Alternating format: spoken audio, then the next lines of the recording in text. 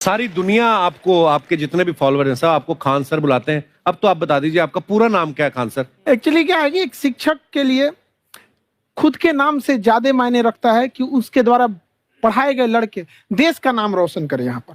तो वो लक्ष्य मेरे लिए ज्यादा इंपॉर्टेंट है, हमको अपने से नहीं ज्यादा मतलब नहीं। वाह। मैं खान सर के बारे में बता दूं कि इनका यूट्यूब पे जो एजुकेशनल चैनल है उसके 17 मिलियन मतलब 1,70,00,000 फॉलोअर्स ज्यादा हैं। है, हैं? ज्यादा है। अब 19 हो गए। 19 हो गए? हाँ। बाप रे, क्या बात है, वाह।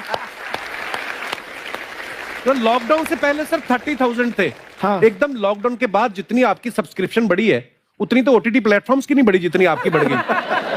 ये नेक काम की शुरुआत कैसे हुई थी खान सर? लॉकडाउन से पहले हम लोग ना ऐसे फिजिकली क्लास में ज्यादा पढ़ाते थे। अच्छा जी। क्लास में भी बहुत भीड़ रहती थी, लड़के पढ़ नहीं पाते थे। मजबूरी हो गई लॉकडाउन के बाद यूट्यूब पर पढ़ाना, क्योंकि दूसरा कोई ऑप्शन ही नहीं था। और हमको भी नहीं समझ में आया कि लोगों ने क्यों इतना ज्यादा सब्सक्राइब करते गए, क्योंकि हम तो वैसे ही पढ़ा रहे थे जैसे पहले पढ़ाते थे वहां पे। तो बस ये रहता है कि लड़कों को पढ़ाई से रिलेटेड उसको डाउट ना रह जाए कोई भी, क्योंकि जब हम लोग पढ़ते थे ना तो सबसे पीछे आते थे, हम लोग क्लास के पीछे बैठते थे। हम लोग मान लिए थे कि ये लोग बहुत अच्छे पढ़ने में, हम लोग का तो कुछ नहीं हो सकता है यहाँ पे। और घर वालों को भी लगता था तो जीव ले ला, कैसे भी काम चल जाएगा। बाद में हम लोग को पता चला ना कि टीचर की गड़बड़ी थी, हमारे ऊपर ब्लेम लगा दिया। सर आइए, बहुत बहुत स्वागत है आपका। वाकई एक्चुअली अगर पढ़ाने का तरीका इतना सरल हो, आसान हो, जैसे ना सर मुझे बचपन में ना मुझे हिस्ट्री का पढ़ने का बड़ा मजा आता था। बड़ा होके पता चला कि मेरा हिस्ट्री में तो था इंटरेस्ट, पर मुझे कहानियां पढ़ना अच्छा लगता था जी। आज मुझे थोड़ा लिखने का भी शौक है, एक आध कुछ शायद फ्यूचर में चल के आप वो भी कुछ ऐसा देखें। तो मतलब मुझे शौक है लिखने का। अब जाके समझ में आया कि वो क्यों अच्छा लगता था, उसमें कहानी होती थी। तो ये नहीं हमें पढ़ाया, हमें रट्टा मरवाते थे। तो ये जो आपका ये जो तरीका ये बहुत ही बढ़िया है। काश हमारे समय में भी ऐसा होता, यूट्यूब पे अच्छे अच्छे शिक्षक होते। हालांकि हमारे टीचर भी बहुत अच्छे थे। लेकिन इतने डिटेल में खान सर, मैंने आपके वीडियोस देखे हैं, मतलब जिस सब्जेक्ट को आप जानते भी ना हो और अगर लेक्चर देखें और सुने तो उसमें इतनी रुचि पैदा हो जाती है। बिकॉज हम सब टीचर्स के द्वारा ही पढ़ाए गए हैं और हमारे अच्छे टीचर्स भी रहे हैं, लेकिन जरूर आप में एक बहुत ही खास बात है कि आप हर सब्जेक्ट को बहुत इंटरेस्टिंग बना देते हैं। और थैंक यू। इसमें क्या है ना, टैलेंट जो है ये टीचर्स को विजुअल ट्रेनिंग कैसे देनी है, जो बताया अभी कपिल जी ने। कहानी, मैं एक छोटा प्रश्न पूछता हूँ, असैसिनेशन की स्पेलिंग किसको मालूम है? लोग बिलीव नहीं करेंगे लेकिन मुझे मालूम है। असैसिनेशन की स्पेलिंग होती है भाई एस माने गधा, गधे के ऊपर एक और गधा, एक और एस, उसके ऊपर आई मतलब मैं पूरा, और मेरे ऊपर पूरा देश, नेशन। S I nation. तो ASSASSI मैं ये जितना विजुअल कर दें पढ़ाने को, जितना आसान कर दें। वो याद नहीं होता था रेडियो किसने बनाया, बोला रेडियो चल नहीं रहा, इसको मार थप्पड़ मार, कोनी मार, कोनी मार, कोनी मार, कोनी ने बनाया। याद हो गया, मार कोनी ने बनाया। जितना विजुअल कर दो।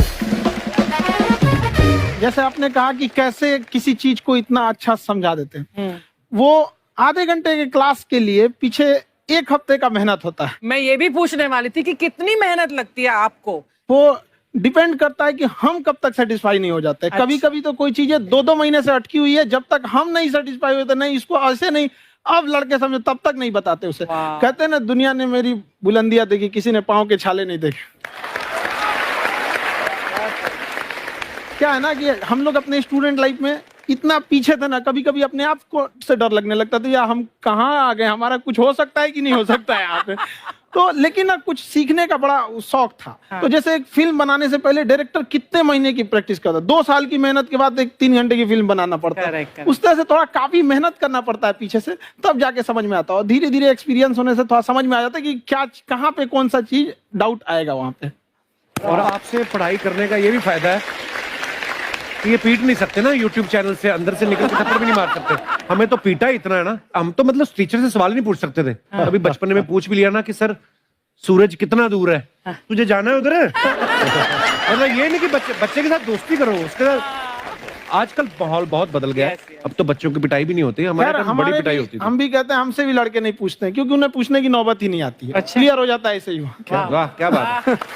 मैंने देखा है सर आपके फॉलोअर्स में रवीना टंडन भी है एक। तो जब आप आए, कितनी मुस्कुराहट आई खान साहब आपकी। तो जब कभी आप कोई नया वीडियो डालते हैं तो आप उनको पर्सनली मैसेज करते हैं कि किसी चीज पे डाउट हो तो कॉल मी एनी टाइम, ऐसा करते हैं आप। अच्छा, विवेक सर के बारे में हमने सुना है कि किसी को बिजनेस रिलेटेड प्रॉब्लम हो तो ये 5 सेकंड के अंदर जवाब दे देते हैं। जब भाभी जी आपको तैयार होने के बाद पूछती मैं कैसी लग रही हूँ, 5 सेकंड में जवाब दे पाते हैं आप? देखिए, इसमें तो सभी लोग पीड़ित है और हर जगह, हर घर में ये जरूर सुना होगा सबने कि बच्चों के चक्कर में तुम्हारे साथ रह रही है, वरना तुमको तो कब का छोड़ के चली गई होती। ये बड़ी कॉमन बात है। So right. परमीत सर बोलते हैं आपको ऐसा? आप तो कभी नहीं बोलती होंगी। इनका उल्टा है, इनका एटीट्यूड पति वाला है वैसे, तो इसलिए। क्या प्रॉब्लम है? नहीं, कोई औरतों को प्रॉब्लम मतलब मर्दों से कम बिल्कुल मत समझो। नहीं, ठीक है, पर ऐसे मुक्के वगैरह नहीं मारने चाहिए आपको। सर आपने अभी तक शादी नहीं की ना खान सर? नहीं। इतने पॉपुलर हो गए आप, आपका सेंस ऑफ ह्यूमर इतना अच्छा है, तो बड़े सारे प्रपोजल तो आते होंगे आपको। अभी तो इधर कुछ नहीं है ऐसा। खान सर पर्सनल सवालों का जवाब कम देते हैं। अच्छा, जैसे हम शादीशुदा लोगों को देखने के बाद हमको थोड़ा सा और अच्छा, कई बार ना इंसान ज्यादा मोटिवेशनल स्पीकर्स को सुन लेना तब भी कंफ्यूज हो जाता है। कोई कहता है बड़े सपने देखो, गाड़ी लो, बैंक बैलेंस बनाओ। कोई कहता है कि इच्छाएं नहीं रखनी चाहिए, ये दुखों का कारण है। हम किसकी सुने गुरुजी? सुने सबकी, करे खुद की। जो दिल से निकले। दिल से निकले, क्योंकि जो सुनते हैं हम कई बार सुनते हैं और उसको खुद की प्रोसेसिंग करते ही नहीं है, और जब दूसरों की बातें सुनकर बिना प्रोसेस करके फॉलो करने लगते, उसी को तो हम अंधश्रद्धा कहते हैं। बिल्कुल। उसको प्रोसेस करे, अपने दिल से जो रेजोनेट होता है उसको सोचे और फिर करें। मम्मी सुना, मेरी मम्मी के आगे डॉक्टर फेल है। मम्मी की जो सहेली ऑन द स्पॉट इसके साथ बैठी है, और इनको अगर कोई प्रॉब्लम है, फॉर एग्जाम्पल कोई शुगर की प्रॉब्लम है, तो उन्होंने जो बोल दिया वो अंतिम सत्य है। ले मैनू फलानी कहती है, ऐ खाड़ो तो ऐ हो जाता है। ये सवाल मैंने आपके लिए पूछा था। I wanted to ask Khan sir कि आपका एक एपिसोड था ट्रेन के बारे में, कि ट्रेन में ऐसा क्यों होता है, शुरुआत में ऐसा हुआ था, ये यहाँ पर बोगी के लिए ये कनेक्शन, तो ये सोर्स क्या होते हैं आपके, कहाँ से आपसे ढूंढ सुन के लेंगी, लाते उसके हैं? बाद खुद का चैनल शुरू करेंगी।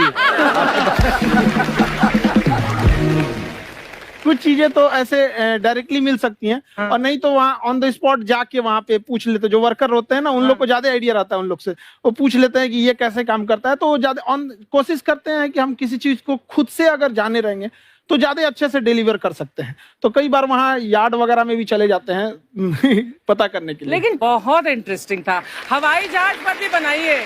आप कहती हैं तो एक उस पर भी बना ही देंगे। बहुत शुक्रिया जी। अच्छा सर, कई बार ना माँ बाप भी, जो मैं ये कहूंगा कि उनकी गलती होती है कि अगर बच्चा आपका 4-5 साल का है, आप शुरू से उसके मन में डालना शुरू कर देते हो कि ये तो इंजीनियर बनेगा। हो सकता है बाप इंजीनियर हो, वो चाहता है कि जरूरी तो नहीं है। अब मेरे पिताजी पुलिस में थे जी, मेरे मामा सब आर्मी में थे, मैं अकेला इस फील्ड में निकला है, मुझे ये चीज अट्रैक्ट करती थी। ये कहाँ तक सही है सर? जी मेरे हिसाब से तो बच्चों पे कभी प्रेशर नहीं डालना चाहिए, लेकिन साथ ही साथ हमको ये भी देखना चाहिए कि जैसे एल्बर्ट आइंस्टाइन ने एक बहुत अच्छी बात बताई थी, अगर एक खरगोश हो, एक बंदर हो, एक हिरन हो, एक शेर हो और एक मछली हो, उन सब को आप एक कतार में खड़ा कर दीजिए और उन सब के लिए एक ही टेस्ट हो कि आप पेड़ पे सब लोग कैसे चढ़ पाए। बहुत खूब। ओके, अब सबको एक टेस्ट कैसे दिया जाए?